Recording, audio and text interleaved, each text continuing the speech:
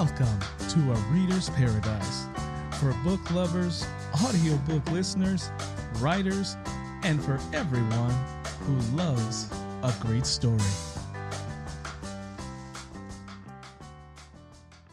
Hello, and welcome to another edition of A Reader's Paradise. Hey, if you like the interviews you've heard or the stories that you've listened to, please take a moment to click that subscribe button or that follow button wherever you listen to podcasts. Also, please take a moment and give us a review. Reviews really help other listeners find the show. Finally, again, if you enjoy what you're hearing, please feel free to share a link with someone that you know who also enjoys listening to great stories and interviews. Well, today I have something very, very unique and special for you. Today we're going to hear a short story, and it is a classic short story. It was first published in 1843 by master storyteller Edgar Allan Poe. It is one of his signature short stories and a classic one at that. It's a bit of a psychological thriller. It is called Telltale Heart, and I first came across this story and read it when I was a teenager in high school, and it just stuck with me. It is a story that is a bit of a psychological thriller, and it's just one of those stories that just doesn't leave you. So anyway, let's go ahead and get into our story. But before we begin, let us take a deep breath.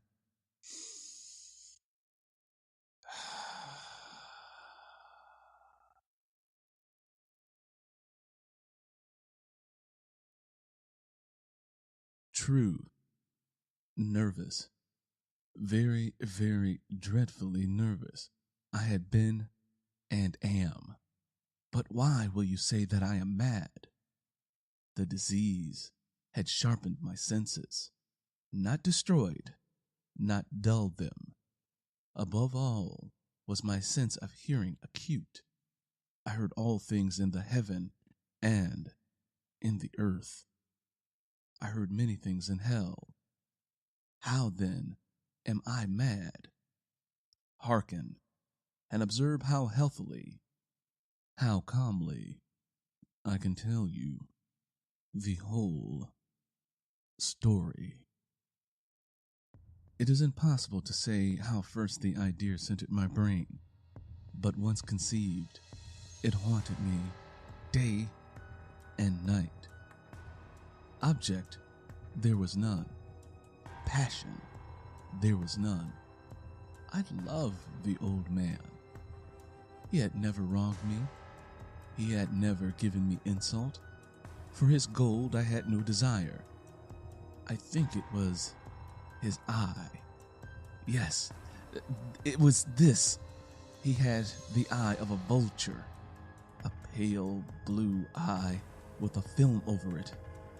Whenever it fell upon me, my blood ran cold, and by so many degrees, very gradually, I made up in my mind to take the life of the old man, and thus rid myself of the eye forever. Now, this is the point. You fancy me mad. Madmen know nothing, but you should have seen me. You should have seen how wisely I proceeded, with what caution, with what foresight, with what dismutilation I went to work. I was never kinder to the old man during the whole week before I killed him, and every night, about midnight, I turned the latch of his door and opened it. Oh, so gently. And then, when I made an opening sufficient for my head, I put in a dark lantern and closed, that no light shone out, and then thrust my head in. Oh, you would have laughed to see how cunningly I thrust it in. I moved it slowly, very, very slowly, so that I might not disturb the old man's sleep. It took me an hour to place my whole head within the opening, so far that I could see him as he lay upon his bed. Ha ha ha ha ha ha ha ha. Would a madman have been so wise as this? And then, when my head was well in the room, I undid the lantern cautiously. Oh, so cautiously. Cautiously, for the hinges creaked. I undid it just so that a single thin ray fell upon the vulture eye. And this I did for 7 long nights. Every night, just at midnight. But I found the eye always closed. And so it was impossible to do the work. For it was not the old man who vexed me, but his evil eye. And every morning, when the day broke, I went boldly into the chamber and spoke courageously to him, calling him by name in a hearty tone, and inquiring how he had passed the night. So you see, he would have been a very profound old man indeed to suspect that every night, just about 12, I looked in upon him while he slept. Upon the 8th night, I was more than usually cautious in opening the door. A watch's minute hand moved more quickly than did mine. Never before that night had I felt the extent of my own powers, of my sagacity. I could scarcely contain my feelings of triumph. To think that I was there, opening the door, little by little, and not even to dream of my secret deeds or thoughts. I fairly chuckled at my idea, and perhaps he heard me, for he moved on the bed suddenly, as if startled. Now, you may think that I drew back, but no. His room was as black as pitch, with a thick darkness, for the shutters were close fastened through fear of robbers, and so I knew that he could not see the opening of the door, and I kept pushing it on, steadily. I had my head in, and was about to open the lantern when my thumb slipped upon a thin fastening, and the old man sprang up in bed, crying out, "Who's there?" I kept quiet, still, and said nothing. For a whole hour I did not move a muscle, and in the meantime I did not hear him lie down.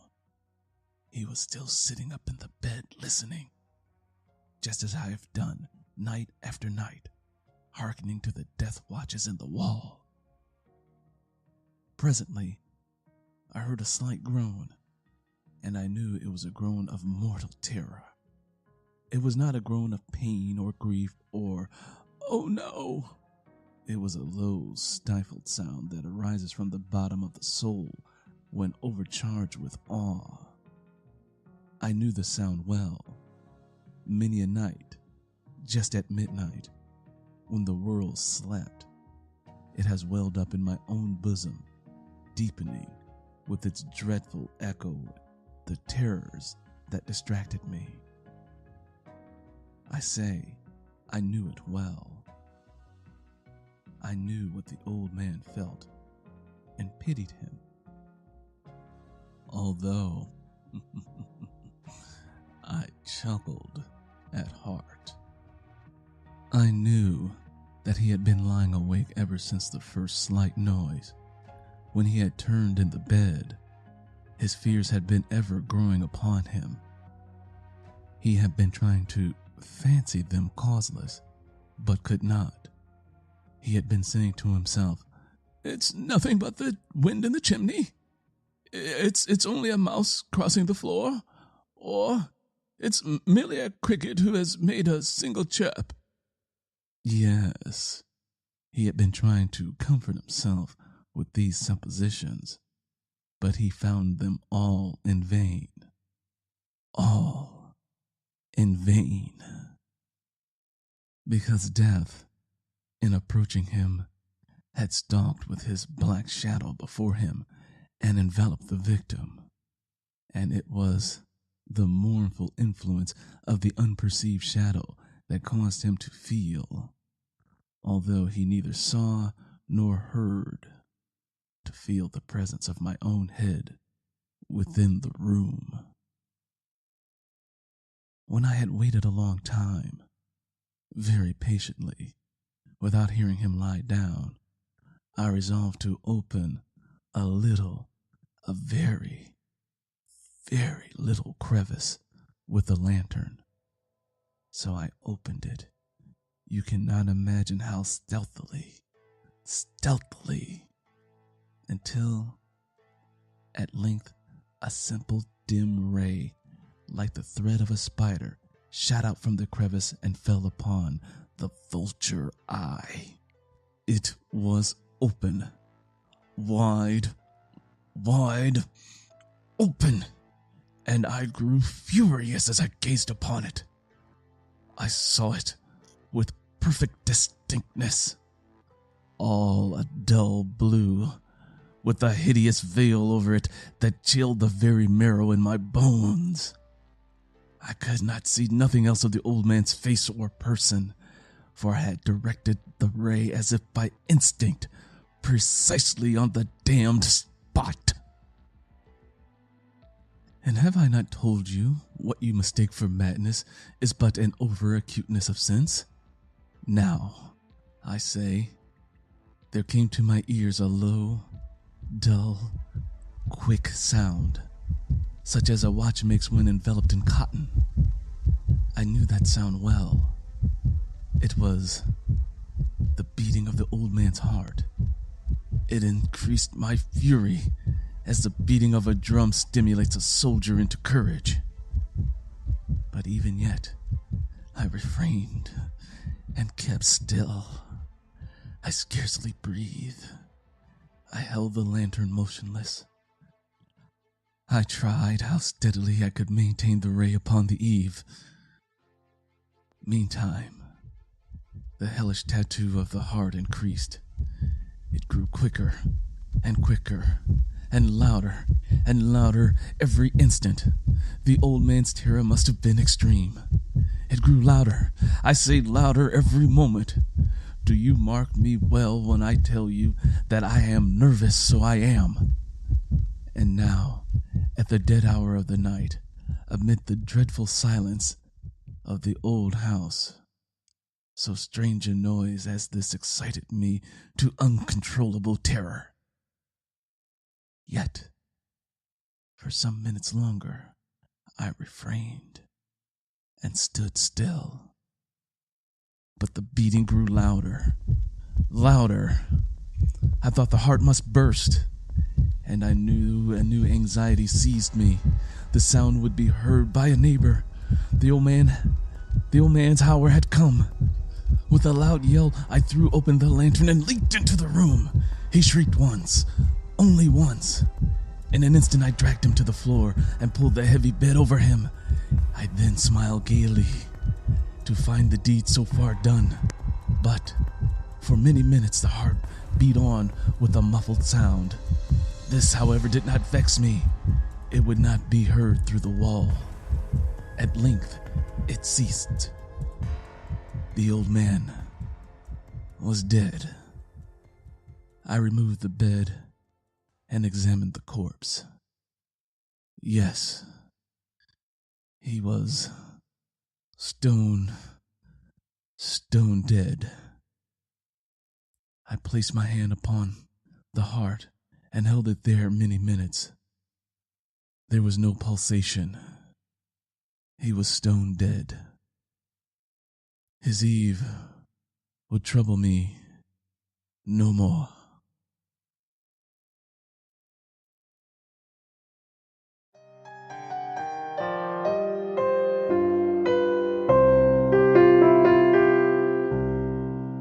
And now, let's get back to our story. If you still think me mad, you will think so no longer when I describe the wise precautions I took for concealment of the body. The night waned, and I worked hastily, but in silence. First of all, I dismembered the corpse. I cut off the head, the arms, and the legs. Then I took up 3 planks from the floor of the chamber and deposited all between the scatterlings. Then I replaced the boards so cleverly, so cunningly, that no human eye, not even his, could have detected anything wrong.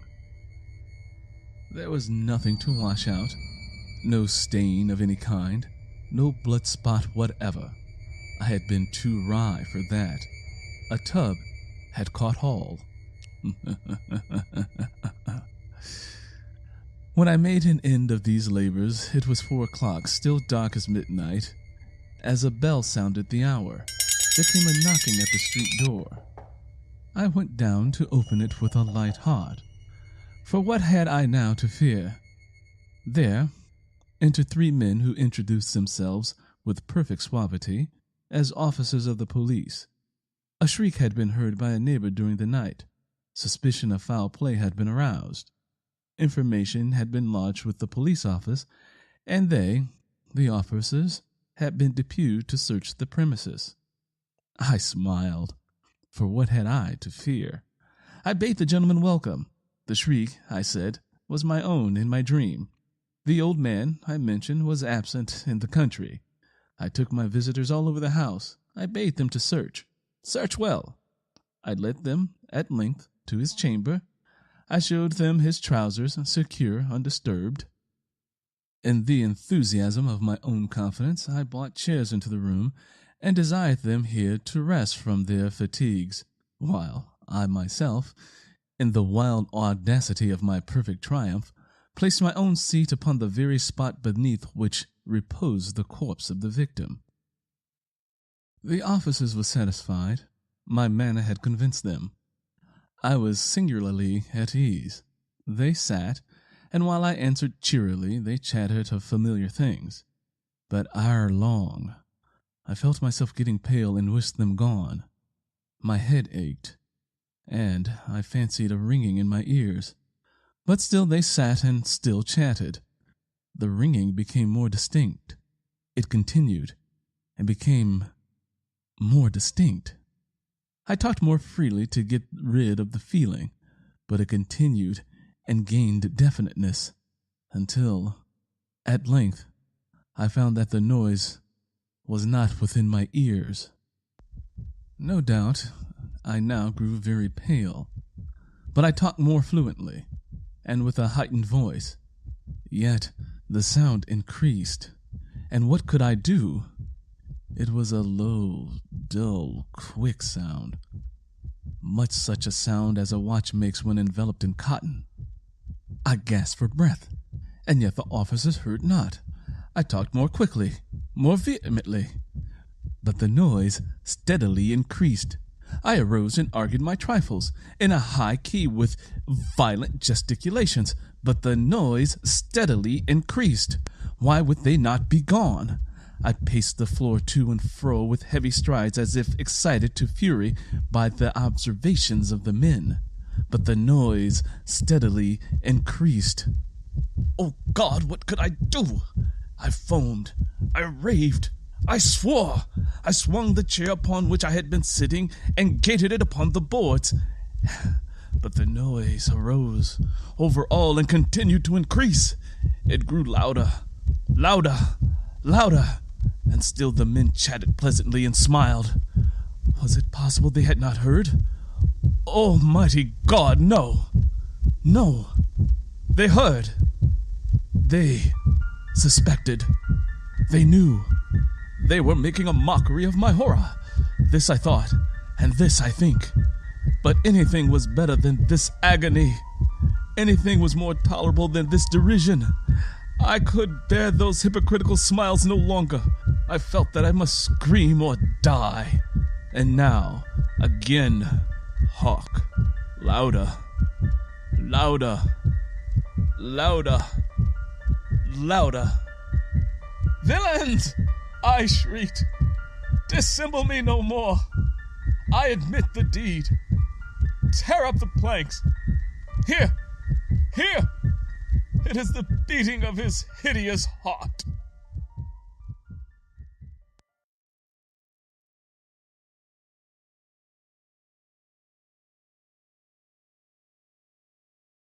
That brings us to the end of that story. You know, this particular work by Edgar Allan Poe is one of my all-time favorite short stories. I love it because it really gets into exploring the human psyche as it relates to guilt, as it relates to doing something that we feel guilty about, and also how it relates to us acting upon an unhealthy passion or obsession. So it is truly a story for the ages. Well, if you like hearing the stories that have been performed for you and you like listening to the interviews that are on the show, please take a moment to click that subscribe button or follow button wherever you listen to podcasts. Also, please take a moment to leave us a review and let us know what you think. Until next time.